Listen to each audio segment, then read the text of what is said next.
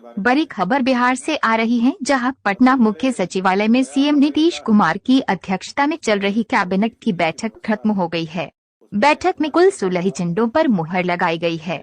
Cabinet की बैठक खत्म, 16 एजेंडा पर लगी मुहर। राज्य सरकार ने कई विभागों में पदों का सृजन किया है। कैबिनेट का फैसला 7,948 नए पद का सृजन। स्वास्थ्य आपदा प्रबंधन में नए पदों का सृजन। आपदा प्रबंधन का खुद का होगा कैडर।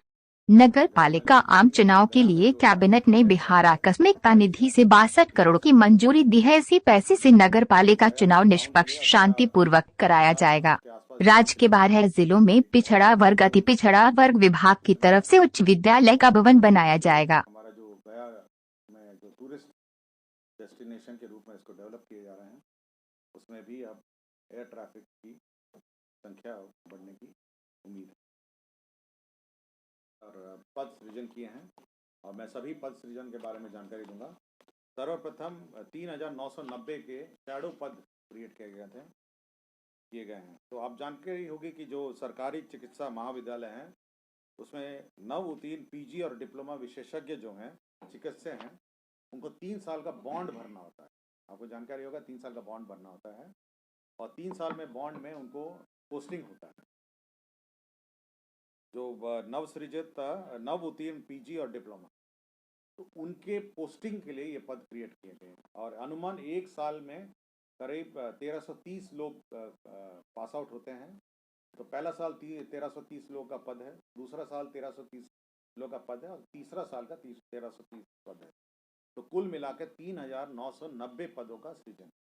तो 3 साल का जो टोटल पद होगा, अब 3 बैचेस अकोमोडेट हो जाएंगे, उसके लिए ये पद सृजित इन्होंने किया।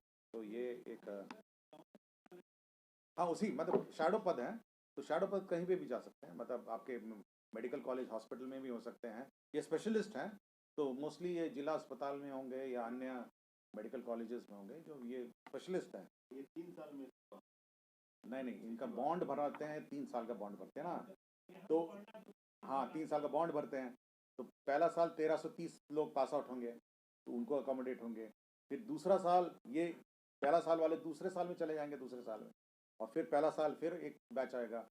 तो 3 साल के लिए टोटल जो पद है वो हो जाता है 3,990 पद। तो ये एक महत्वपूर्ण एजेंडा है हमारे स्वास्थ्य क्षेत्र के लिए कि जो 3 लोग हैं वो पोस्टिंग के लिए, और ये शैडो पद है और ये विभाग अपना शैडो पद जहाँ पे भी एडजस्ट कर सकता है।